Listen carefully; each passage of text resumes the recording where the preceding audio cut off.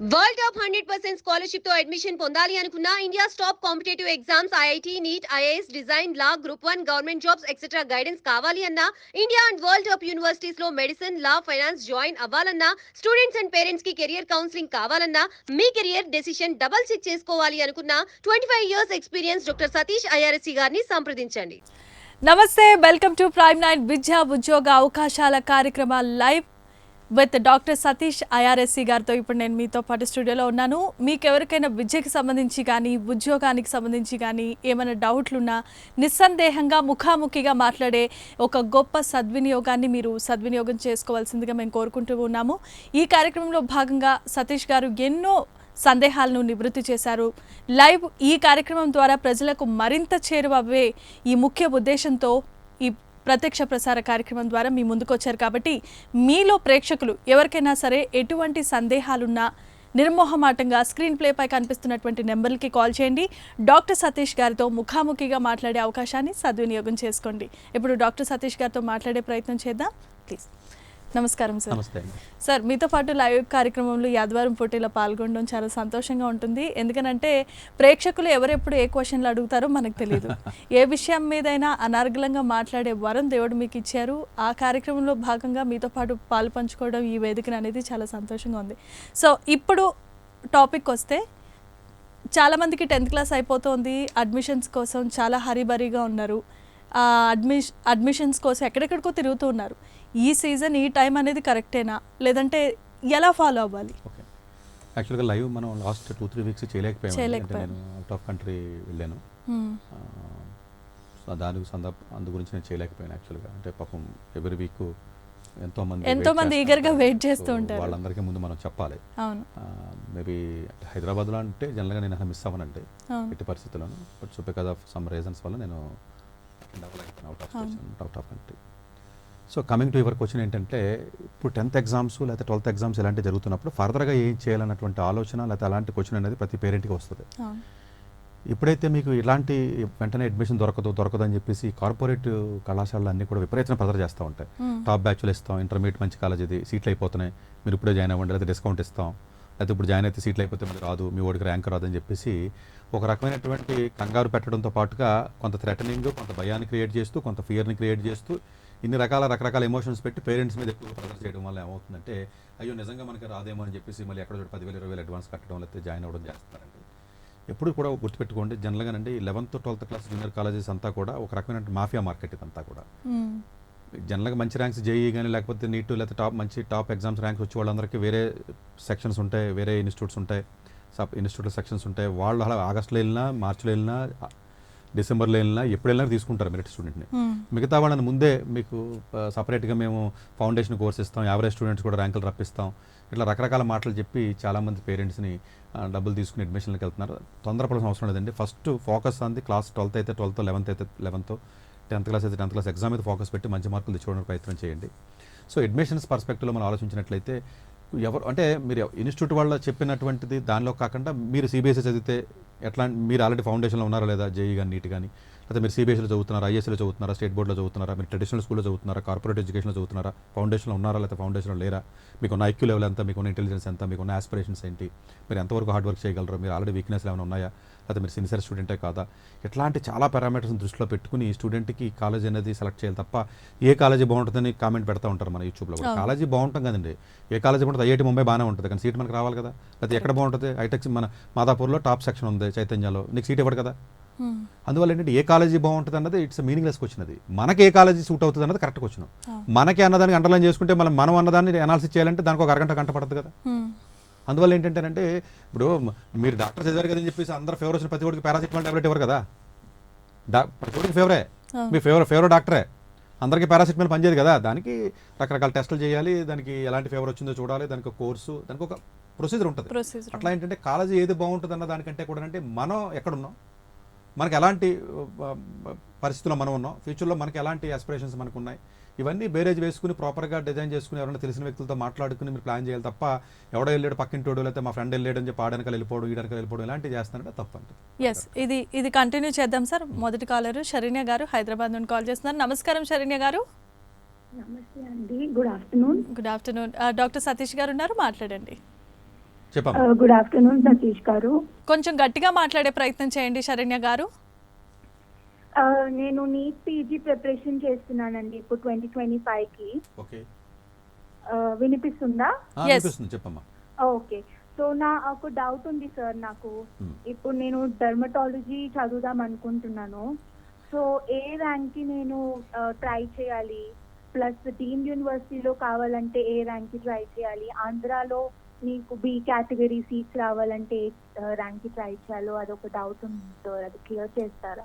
Okay, జనరల్గా అంటే NEET PG students ఎవరైతే మీకు ఉంటారో యూజ్ చేసిన తర్వాత మెజారిటీ ఆఫ్ ది పీపుల్ ఎక్కువగా ఏం చేసి బ్రాంచెస్లో డెర్మటాలజీ అనేది ఒకటి. అంటే మొన్నటిదాకా రేడియాలజీ అని చెప్పేవారు, ఇప్పుడు రేడియాలజీ ఏంటంటే టెక్నాలజీ బాగా వచ్చిన తర్వాత రేడియాలజీ కూడా ఫ్యూచర్లో చాలామంది రిక్వైర్మెంట్ తగ్గొచ్చు, టెక్నాలజీ రీప్లేస్ అవ్వచ్చు అన్నటువంటిది ఏదైతే ఉంటుందో అది రోమర్ అయితే కాదు, అది ఫ్యాక్ట్. ఇన్ఫ్యాక్ట్ రేడియాలజీ ఫ్యూచర్లో కూడా డిమాండ్ తగ్గే అవకాశం ఉంది. కాబట్టి ఎక్కువ మంది ఇప్పుడు ఎక్కువగా గర్ల్స్ స్టూడెంట్స్ పర్టికులర్గా ఇలా డెర్మటాలజీ వైపు కానీ లేకపోతే ఇలాంటి ఎక్కువగా ప్రిఫర్ చేస్తారు. కాబట్టి ఇది ఎక్కువ డిమాండ్ ఎక్కువ ఉంటుంది జనరల్గా. అన్ఫార్చునేట్గా దీని సీట్లు కూడా తక్కువ ఉంటాయి. ఇప్పుడు మీరు ఒకే కాలేజీలో సర్జన్కి వెళ్తే 20 సీట్లు ఉంటే అదే కాలేజీలో డెర్మటాలజీ 4-5 సీట్లే ఉంటాయి. సో డెర్మటాలజీ అనేది తక్కువ మంది పేషెంట్స్ ఉండాలి కదండి. సీట్లు పెంచడం అంటే ఇప్పుడు సర్జన్కి ఎక్కువ మంది పేషెంట్స్ వస్తారు కాబట్టి ఎక్కువ సీట్స్ పర్మిషన్ వస్తుంది.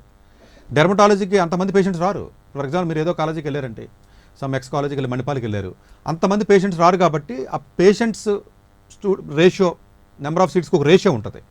ఆ పద్ధతుల్లో జనరల్గా ఏంటంటే 4 సీట్లు 5 సీట్లు 6 సీట్లు ఇస్తూ ఉంటారు. వాళ్ళకి సీట్లు తక్కువ ఉంటే అందరికీ అదే కావాలి. ప్లస్ గర్ల్స్ స్టూడెంట్స్కి పర్టికులర్గా ఎక్కువ అదే కావాలి. మోస్ట్ ఆఫ్ ది స్టూడెంట్స్ గర్ల్సే ఉంటారు.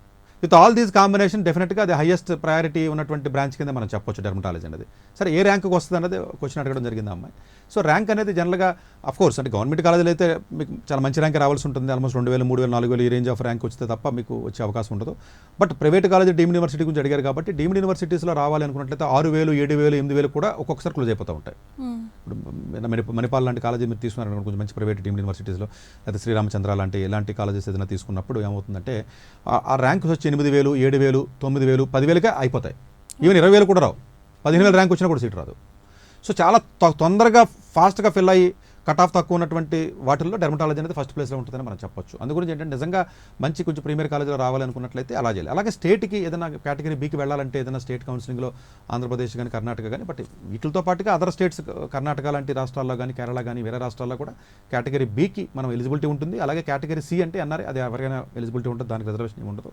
దాంట్లో ర్యాంకు చూసుకున్నట్టు ఇప్పుడు ఏదైనా ఎంఎస్ రామయ్య కానీ లేకపోతే ఎనీ స్టేట్ అంటే ఇప్పుడు మనకి హైదరాబాద్లో ఒకటి మల్లారెడ్డి కాలేజ్ ఒకటి డీమ్డ్ చేశారు, ఇంతకుముందు ఏమీ లేవు, అది ఒకటే ఫస్ట్ డీమ్డ్. లేకపోతే వైజాగ్లో మీకు ఉన్నటువంటి కాలేజీలు అంటే లో లెవెల్ కాలేజెస్ అంటే జనరల్గా అంత క్వాలిటీ ఆఫ్ ఎడ్యుకేషన్ ఉండదు. కానీ బట్ జనరల్గా ర్యాంక్ పర్స్పెక్టివ్ చూసుకుని అలాంటి కాలేజెస్లో కూడా ఈవెన్ డీమ్డ్లో కూడా ఫీజు ఎక్కువ ఉన్నప్పటికీ కూడా అసలు డెర్మటాలజీకి హైయెస్ట్ ఫీజు ఉంటుంది. మామూలుగానేమో డీమ్డ్ కాలేజీలోకి వెళ్తే సర్జన్కి 30 లక్షల సీట్ ఇస్తే డెర్మటాలజీకి 50-55 లక్షలు ఉంటుంది. ఫీజు కూడా ఎక్కువే, దానికి ర్యాంకు తక్కువే ఉండాలి, సీట్స్ అయిపోతాయి, పేషెంట్స్ ఎక్కువ మంది దొరకరు.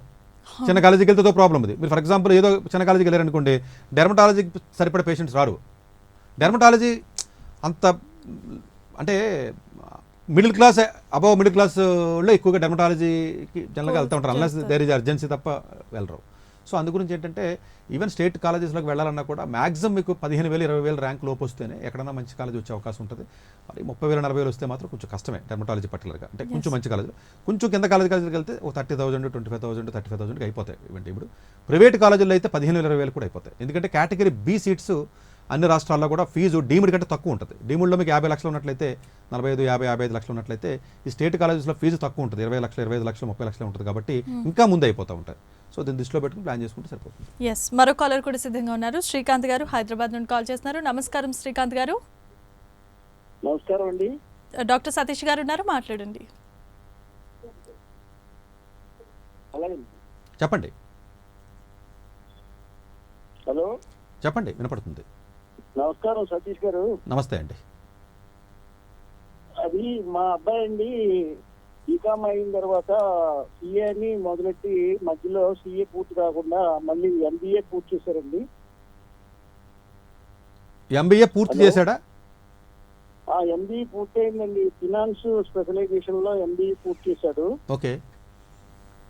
జాబ్ కోసం ప్రయత్నిస్తే వాళ్ళ కాలేజ్ వాళ్ళు ప్లేస్మెంట్ ఇచ్చారు, కానీ తర్వాత ప్లేస్మెంట్ అది కుదరదని మళ్ళీ క్యాన్సిల్ చేసుకున్నాడు.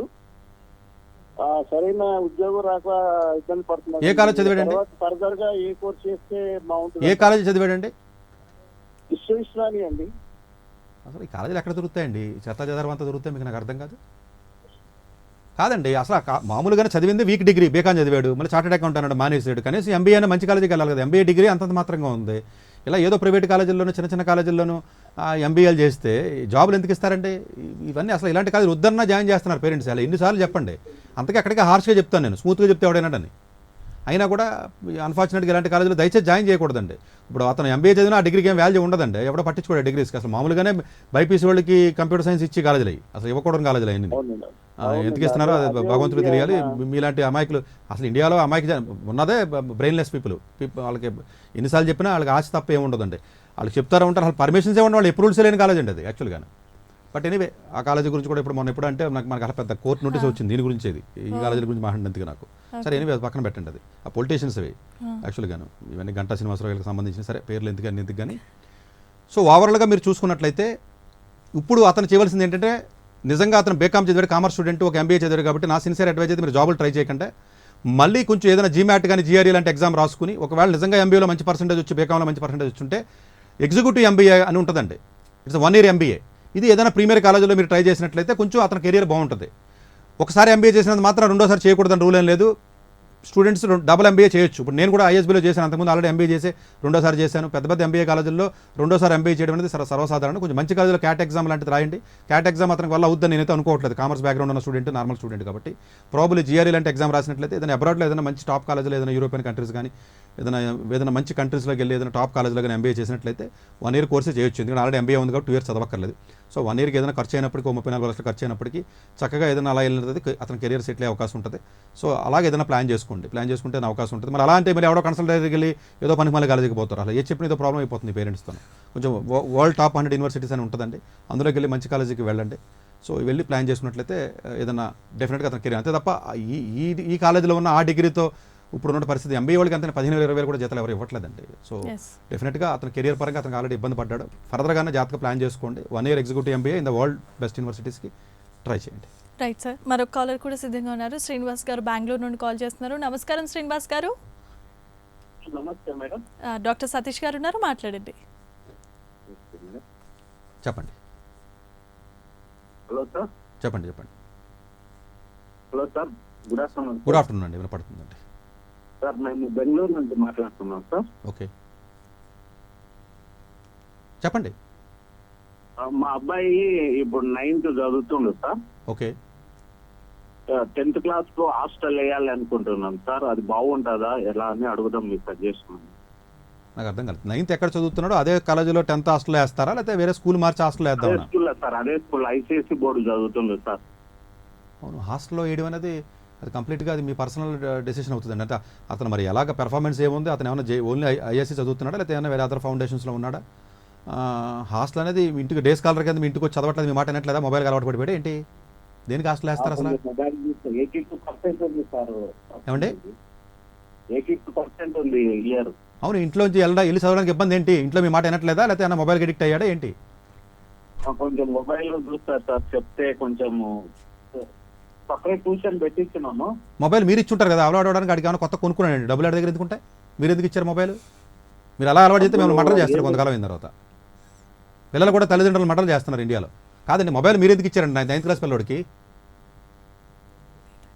ఇంటర్వ్యూ సార్ మొబైల్ అట్లానే ఏం లేదు, కొంచెం హాస్టల్ వేయాలని. లేదు కాదండి, అతను అంత డిసిప్లిన్ కాకపోతే హాస్టల్ వేయడం వల్ల ఉపయోగం లేదు. మీరే చక్కగా ఇంట్లో కూర్చోబెట్టుకుని చదివించుకోవడం, ఏదైనా ట్యూషన్ పెట్టించుకుంటారా, లేకపోతే మీరే భయం చెప్తారా, దగ్గర కూర్చోబెట్టి చదివించడం కానీ ఇట్లాంటివి చేస్తేనే బెటర్ అండి. వినట్లేదు కదా హాస్టల్ వేసినంత మాత్రాన్ని ఇంకా ముందుకెత్తేస్తారు వాళ్ళు. అక్కడ చదవరు, అక్కడ రూమ్కి 10 మందిని వేస్తారు వాళ్ళు. రూమ్కి కానీ ఒకనే వేస్తారేంటి, 10 మందిని వేస్తారు వాళ్ళు. అల్లరి చేసి హాస్టల్లో వేస్తే స్టూడెంట్ బాగుపడతాడో, డే స్కాలర్ అయితే కాదు అన్న కాన్సెప్ట్ ఉండదండి. It's all completely depends upon this type of the student.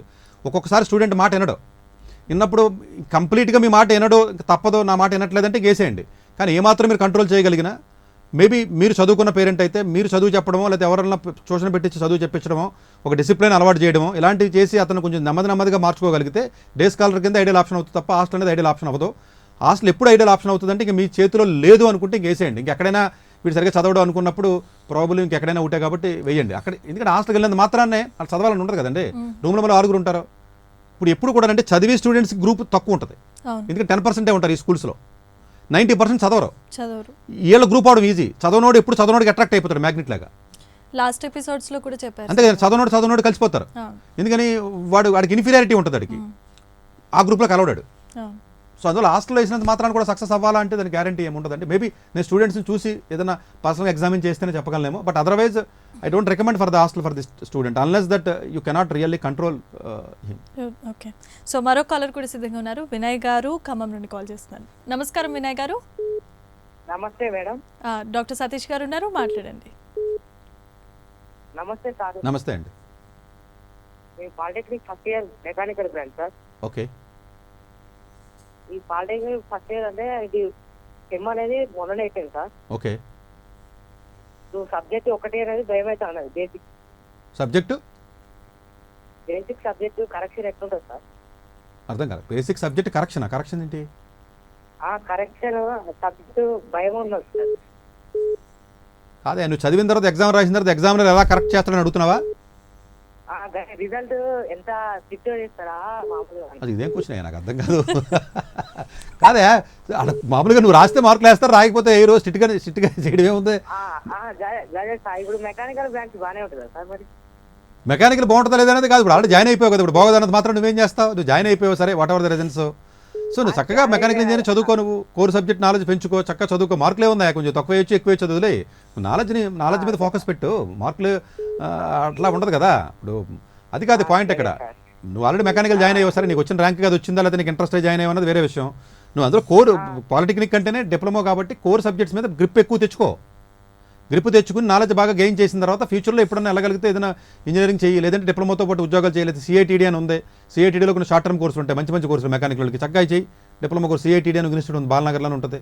లేకపోతే నేను న్యాక్ అని కానీ ఇలాంటి కొంచెం ఇన్స్టిట్యూట్స్లో మెకానికల్ రిలేటెడ్ ఆటో క్యాడ్ కానీ లేదా డిజైన్ కోర్సులు ప్యారల్గా నేర్చుకో. సాఫ్ట్వేర్స్ నేర్చుకో, స్టాట్ ప్రో అని, ఆటో క్యాడ్ అని, క్యామ్ అని ఇలాంటి సాఫ్ట్వేర్స్ ఉంటాయి. అట్లాంటివి నేర్చుకుంటూ నువ్వు టెక్నికల్గా స్ట్రాంగ్ అవుతూ ముందుకెళ్ళు. వాడు కరెక్షన్ చేయడమే ఉందా, చేస్తారులే. నువ్వు ఎన్ని రాస్తే అన్ని మార్కులు వేస్తారులే, దాని గురించి వరీ అవ్వకు. Right sir. మరో కాలర్ కూడా సిద్ధంగా ఉన్నారు. నరేంద్ర గారు బెంగళూరు నుండి కాల్ చేస్తారు. నమస్కారం నరేంద్ర గారు. నమస్తే మేడం. నమస్తే. మాట్లాడండి. సార్ నమస్తే సార్. చెప్పండి. మేము బెంగళూరు నుంచి కాల్ చేస్తున్నాము. మా అబ్బాయి 3rd క్లాస్ చదువుతున్నారు. ఓకే. సైనిక్ స్కూల్ నా ఏమేమంటే ఎన్డీఏలో చేర్పించాలండి. సైనిక్ స్కూల్ అయితే బెటర్ ఎడ్యుకేషన్ ప్లస్ ట్రైనింగ్ ఉంటుంది సార్, అది బెటర్ అనిపిస్తుందా అని అనుకున్నామని కాల్ చేస్తున్నాం సార్. సైనిక్ స్కూల్ జాయిన్ అయినంత మాత్రాన్ని ఎన్డీఏకి వెళ్ళాలని రూల్ అయితే లేదు, బట్ డెఫినెట్గా సైనిక్ స్కూల్ అనేది డిసిప్లిన్ కానీ లేకపోతే కొంచెం సిస్టమేటిక్గా ఉంటుంది, బాగుంటుంది అంటే యాక్చువల్గా. అఫ్కోర్స్ ఆర్ఎంఎస్ కూడా ఉంటాయండి, రాష్ట్రీయ మిలిటరీ కాలేజెస్ కానీ కాలేజెస్ కూడా ఉంటాయి, బట్ ట్రై చేయండి. సైనిక్ స్కూల్ డెఫినెట్గా మంచి స్కూల్ అవుతుందండి మీకు ఎన్డీఏ కానీ అంబిషన్ ఉన్నట్లయితే. ఒకవేళ ఏ సందర్భంలో అయినా సరే ఒకవేళ సైనిక్ స్కూల్ రాకపోయినా కూడా మీరు వరీ అవ్వక్కర్లేదు, బయట నుంచి కూడా ప్రిపేర్ అయ్యి వెళ్ళే అవకాశం ఉంటుంది. మళ్ళీ 8th క్లాస్లో మరి ఎగ్జామ్ ఉంటుందండి, ఆర్ఎంఎస్ ఎగ్జామ్. ఆ ఎగ్జామ్ రాసుకుని కూడా మీరు చక్కగా డిఫెన్స్ రిలేటెడ్ స్కూల్స్లోకి వెళ్ళి చదివే అవకాశం ఉంటుంది. ఈ రెండు కాకుండా ఇంకా స్టిల్ మీకున్న ఆప్షన్ ఏంటంటే బనారస్ యూనివర్సిటీ ఒకటి ఉంటుందండి మనకు వారణాసిలో. వాళ్ళ స్కూల్ పిల్లలకి 5వ తరగతి 6వ తరగతి నుంచి కూడా వాళ్ళ స్కూల్ కూడా రన్ చేస్తూ ఉంటారండి. ఆ స్టూడెంట్స్ కూడా మంచి డిసిప్లిన్ అనేది ఉంటుంది, వాళ్ళ ద్వారా కూడా మీరు వెళ్ళి డిఫెన్స్కి వెళ్ళే అవకాశం ఉంటుందండి. డెఫినెట్గా మంచి ఆలోచన, ఇబ్బంది ఏమి లేదు. బట్ సైనిక్ స్కూల్ ఎగ్జామ్ అయితే రాయించండి సీరియస్గా, ఇబ్బంది ఏమి లేదు. రైట్. మరో కాలర్ కూడా సిద్ధంగా ఉన్నారు. రాజు గారు వైజాగ్ నుండి కాల్ చేస్తున్నారు. నమస్కారం రాజు గారు. నమస్తే మేడం. డాక్టర్ సతీష్ గారు ఉన్నారు, మాట్లాడండి. సార్ నమస్తే సార్. నమస్తే అండి. హలో చెప్పండి. నమస్తే అండి. సార్ మా బాబు 5th క్లాస్ చదువుతున్నారండి. అంటే 1st క్లాస్ నుంచి 5th క్లాస్ వరకు ఇదే స్కూల్లో చదివిస్తున్నామండి. అయితే ఓకే, క్లాసులు బాగానే ఉన్నాడు, బాగానే చదువుతున్నాడు. కొంచెం ఫ్రెండ్స్ అది కొంచెం ఎక్కువైంది సార్. అయితే చిన్న డౌట్ ఏంటంటే స్కూల్ మారిస్తే ఇంకా నాలెడ్జ్ ఇంప్రూవ్ ఉంటుంది, అదే కంటిన్యూ ఒకటే స్కూల్ కాకుండా అని చెప్పేసి అని కొంతమంది సజెస్ట్ చేశారు సార్. ఓకే, మీకు ఉన్న స్కూల్లో మీకు సరిపడా భోజనం దొరికితే, సరిపడా ఇన్పుట్స్ దొరికితే మీరు కంటిన్యూ అవ్వండి. స్కూల్ మారితే నాలెడ్జ్ పెరగడం, మారకపోతే తగ్గడం అలాంటివి ఏమి ఉండదండి. బట్ మీకున్న స్కూల్లో ఇచ్చి ఇన్పుట్స్ సరిపోవట్లేదు, ఇంకా స్టూడెంట్ ఇంకొంచెం ఇన్పుట్స్ ఎక్కువ కావాలి అనుకున్నప్పుడు ఇంకొంచెం ఇన్పుట్స్ ఎక్కువ ఇచ్చి కాలేజీలు మీరు ప్లాన్ చేసుకుని మీరు వెళ్ళి జాయిన్ అవ్వచ్చు. సో ఇన్పుట్స్ చెప్పండి. అంత ఇది ఉండదు అని చెప్పేసి అన్నారు సార్. ఇన్పుట్ సరిగా లేనప్పుడు మార్చండి, అంతే తప్ప ఒకే స్కూల్లో ఉండడం వల్ల చదువు రాకపోవడం కాదు, అది తప్పు. మీకు ఇన్పుట్ సరిపోవట్లేదు కాబట్టి మారిస్తే బాగుంటుంది అనుకున్నట్లయితే డెఫినెట్గా మీరు మార్చండి, ఇబ్బంది ఏం లేదు. కొంచెం ఇన్పుట్స్ ఎక్కువ ఇచ్చి స్కూల్స్ చూసుకుని మార్చండి, ఇబ్బంది ఏం లేదు. రైట్. మరో కాలర్ కూడా సిద్ధంగా ఉన్నారు. షాజిద్ గారు విజయవాడ నుండి కాల్ చేస్తున్నారు. నమస్కారం షాజిద్ గారు. సార్ నమస్తే సార్. సతీష్ గారు నమస్తే అండి. సార్ మా బాబు బీటెక్ 4th ఇయర్ అండి, కేఎల్ఈలో చదువుతున్నాడు, Vijayawada. Computer science 4th year చదువుతున్నాడు. ఓకే ఇప్పుడు ఫస్ట్ సెమ్ అయిపోయింది, సెకండ్ సెమ్ కి వెళ్తాడు. ఓకే మోస్ట్ ప్రాబ్లీ ఇప్పుడు ఏప్రిల్ ఇంజనీరింగ్ అయిపోతుందండి, software Okay. Sorry computer science లో. ఓకే జర్మనీ పంపిద్దాం అనుకుంటున్నాం ఫర్దర్ స్టడీస్ కి. మీ ఒపీనియన్ ఏంటి, మీ సజెషన్ ఏంటి? డెఫినెట్గా మంచి కంట్రీ అండి. జర్మనీకి సంబంధించి నేను కూడా ఒక వీడియో 2 వీడియోలు కూడా చేశానండి. జర్మనీ డెఫినెట్గా మీరు ప్లాన్ చేసుకోవచ్చు. కాకపోతే 2025కి వెళ్ళాలంటే టైం అయిపోయింది, డెడ్లైన్స్ అన్ని అయిపోయినాయి. మేబీ 1 year మీకు వేస్ట్ అవ్వచ్చు. ఏదైనా జాబ్ ఏదైనా ప్లాన్ చేసుకోండి. 2025 అయితే టైం అయిపోయింది. అడ్మిషన్ అయిపోయిందా సార్? 1.5 year ముందే ఓపెన్ అయిపోతాయండి.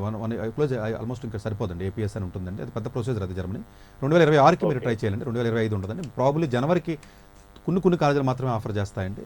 మేబీ ప్రాబుల్లీ మీరు మంచి కాలేజీ రావాలి, టాప్ కాలేజీ రావాలి, మంచి కోర్స్ రావాలంటే 2026 దాకా మీరు వెయిట్ చేయాల్సిందే. యూ ఆర్ టూ లేట్ అండి. బట్ చాలా వీడియోలో చెప్తున్నామండి 1.5 year ముందే ఓపెన్ అవుతాయి, 1 year ముందే క్లోజ్ అవుతాయి అని చెప్తున్నాం. బట్ అది అన్ఫార్చునేట్గా నాకు చెప్పడం రావట్లేదు, లేదా పేరెంట్స్కి అర్థం చేసుకోవడం రావట్లేదు, నాకు తెలియట్లేదు. కానీ ఇప్పుడు ఇంక జర్మనీ లేదండి, టైం అయిపోయిందండి. మేబీ 2020 అదైనా కొంచెం జాతక ప్రాపర్గా ఏదైనా కొంచెం తెలిసిన వాళ్ళతో మాట్లాడుకుని కొంచెం జాతక ప్లాన్ చేసుకుంటే బెటర్గా ఉంటుందండి. రైట్, మరో కాలర్ సిద్ధంగా ఉన్నారు. జితేంద్ర గారు నెల్లూరు నుండి కాల్ చేస్తున్నారు. నమస్కారం జితేంద్ర గారు. నమస్కారం సార్. చెప్పండి.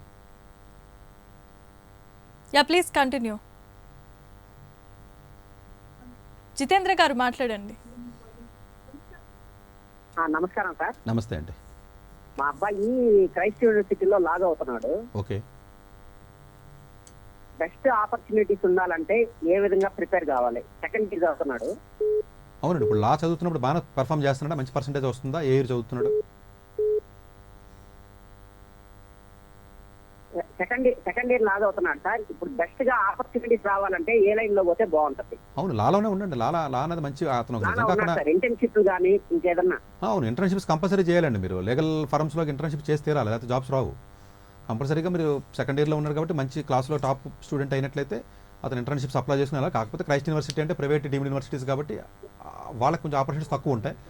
నల్సారు ఇలాంటివి అయితే కొంచెం ఆపర్చునిటీస్ బెటర్గా ఉంటాయి. But still he can try అండి, ఇబ్బంది ఏమీ లేదు. సో అతను క్లాస్లో కానీ మంచి పర్ఫార్మెన్స్ కానీ చూపించగలిగితే టాప్ 5 టాప్ 10%లో ఉన్నట్లయితే, మంచి జీపీఏ వచ్చినట్లయితే అతను ఇంటర్న్షిప్స్ అప్లై చేసుకుని లీగల్ ఫర్మ్స్ ఉంటాయండి. లీగల్ ఫర్మ్స్ కార్పొరేట్ కంపెనీస్ అని అవ్వచ్చు, లేదా ఇండివిజువల్ లీగల్ ఫర్మ్స్ అయినా ఉంటాయి, మీకు లీగల్ అసోసియేట్స్ అని ఉంటారు.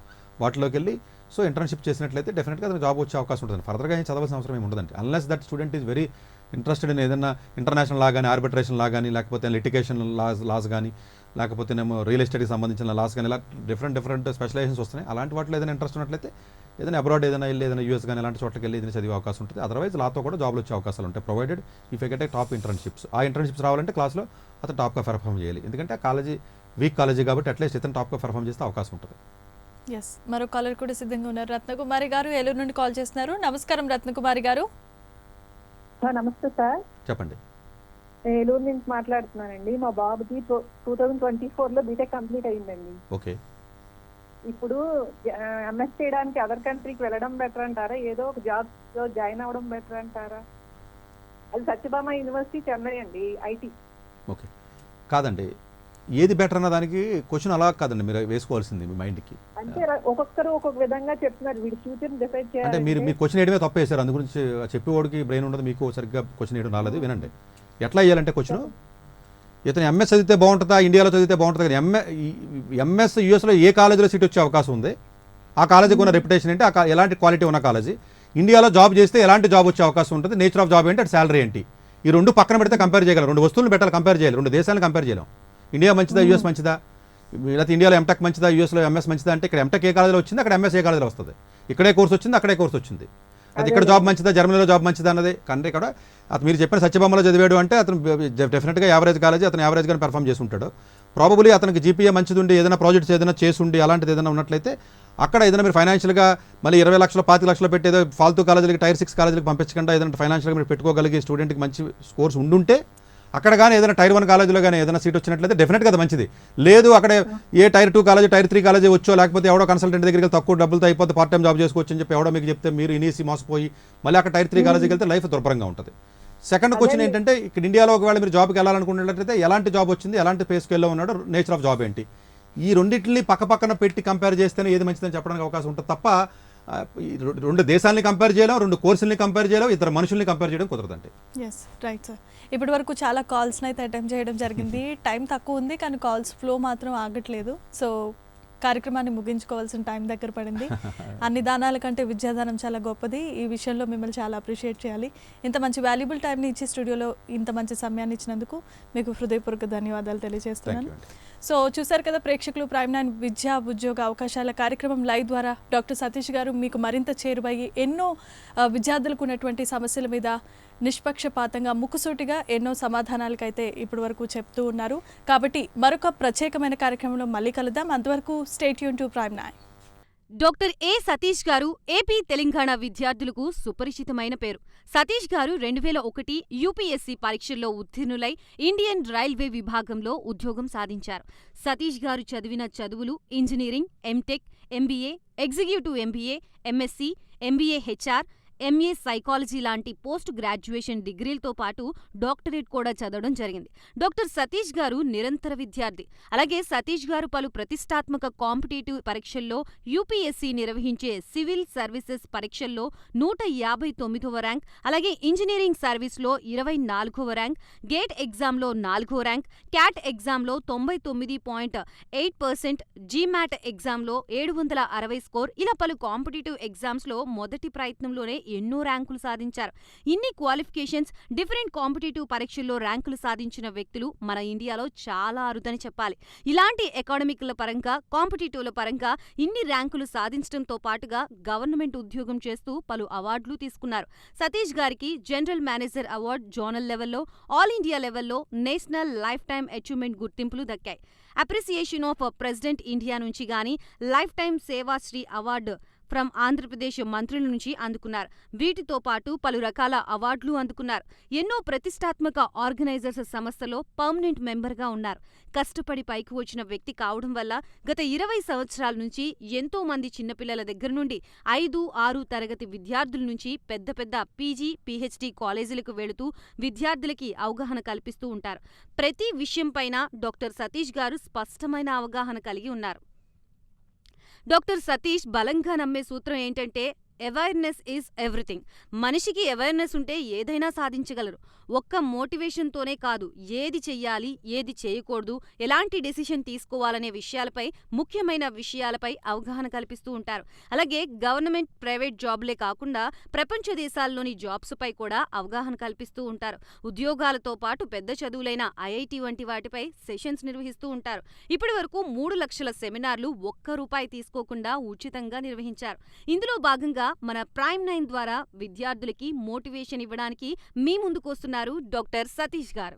వరల్డ్ టాప్ 100% స్కాలర్షిప్ తో అడ్మిషన్ పొందాలి అనుకున్నా India top competitive exams IIT, NEET, IAS, design, law, group 1 government jobs etcetera guidance కావాలి అన్నా, India and world top universities లో మెడిసిన్, లా, ఫైనాన్స్ జాయిన్ అవ్వాలన్నా, స్టూడెంట్స్ అండ్ పేరెంట్స్ కి కెరియర్ కౌన్సిలింగ్ కావాలన్నా, మీ కెరియర్ డెసిషన్ డబుల్ చెక్ చేసుకోవాలి అనుకున్నా 25 years experience doctor Satish IRSC గారిని సంప్రదించండి.